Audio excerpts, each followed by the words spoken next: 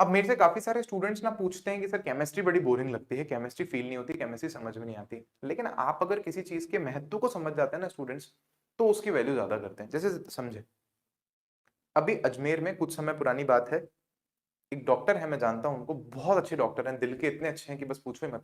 आंखों के डॉक्टर हैं। मेरी दादी के कैटरेक्ट हुआ था, मोतियाबिंद हुआ था, तो उन्होंने ऑपरेशन किया था, उनका छोटा सा ऑपरेशन होता है मोतियाबिंद में। तो वो डॉक्टर आंखों के हैं, ऑप्थेल्मोलॉजी डिपार्टमेंट देखते हैं, तो उनके पास आंखों के पेशेंट्स आते हैं। तो एक पेशेंट आई थी उनके पास में, छोटी सी बच्ची थी, शायद 10-12 साल की बच्ची थी, और उसके आंखों में कुछ समस्या थी, उसका ऑपरेशन होना था। तो डॉक्टर ने ऑपरेशन लिख दिया। बड़ा हॉस्पिटल है, Jawaharlal Nehru medical college and research centre ऐसे करके, बहुत बड़ा हॉस्पिटल है, विभाग का, पूरे अजमेर संभाग में देखें, आसपास के बहुत बड़े किलोमीटर्स में, आसपास के गांवों में, और मतलब हजारों लोग यहाँ पर आते हैं ट्रीटमेंट के लिए, हर दिन हजारों लोग आते होंगे। तो वो डॉक्टर ने लिख दिया कि भाई इसको एडमिट कर दो, और ये इस तारीख को ऑपरेशन करेंगे। तो क्या होता है कि अलग अलग डिपार्टमेंट्स के अलग अलग काम होते हैं। जैसे मान लो कोई सर्जन है जो सर्जरी करता है, ये जो भी स्टूडेंट्स नीट वगैरह की तैयारी कर रहे हैं ना, उनको मैं कुछ कुछ चीजें बता रहा हूँ। जो सर्जन है, तो सर्जन का काम क्या होता है?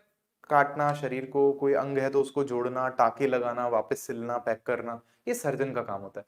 लेकिन कोई भी ऑपरेशन करने से पहले सर्जन क्या करता है? उस पेशेंट की रिपोर्ट्स को फिजिशियन को दिखाता है, जो नॉर्मल जनरल डॉक्टर है, कि इसका ब्लड प्रेशर ठीक है क्या, इसका ब्लड शुगर के लिए कौन सी दवाई देनी है, इसकी शुगर बढ़ी हुई आ रही है तो ऑपरेशन नहीं कर सकते, इसका बीपी बढ़ा हुआ आ रहा है तो इसको कौन सी दवाई देनी चाहिए। तो ये सारा फिजिशियन डिसाइड करता है। लेकिन सर्जन जो है बाकी काम कर रहा होता है। उसी तरह से आंखों वाला डॉक्टर केवल आंखों की चीजों को देखता है। तो उनने लिख करके दे दिया कि ये इस दिन पर इसका ऑपरेशन है, तब तक ये दवाई दो, और उस दिन इसको इतने इतने बजे एनेस्थीसिया दे देना, लोकल एनेस्थीसिया जो भी उनको देना होगा वो दे देना। अब एनेस्थीसिया बहुत रिस्की होता है, कभी भी इसका थोड़ा भी ज्यादा डोज दे दिया ना तो गड़बड़ हो जाती है। जैसे मान लो, आपने नोटिस किया होगा गवर्नमेंट हॉस्पिटल्स में क्या होता है, एक्सीडेंट हुआ मान लो कोई, वो लोग आ गए उधर गवर्नमेंट हॉस्पिटल में, इमरजेंसी वाले में आ गए डिपार्टमेंट में।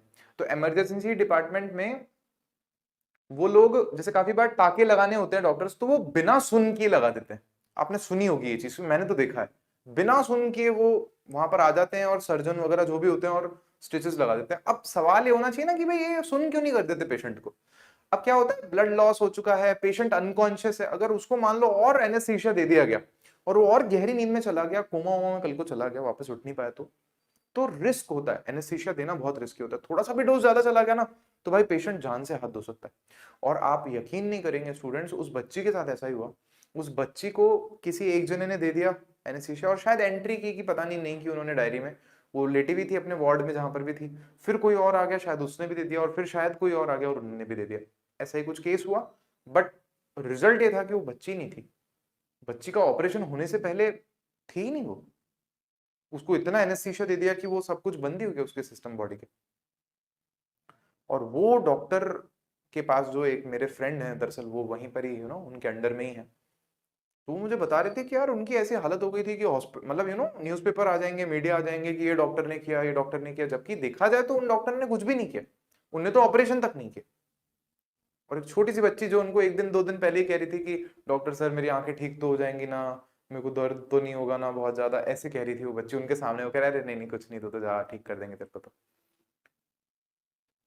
तो मतलब हर चीज को आप कितना वैल्यू देख करके, कितना इंपॉर्टेंस देख करके उतर करके अंदर काम करते हो ना स्टूडेंट्स, उससे फर्क पड़ता है कि आप क्या करके निकल सकते हो, क्या कर गुजर सकते हो।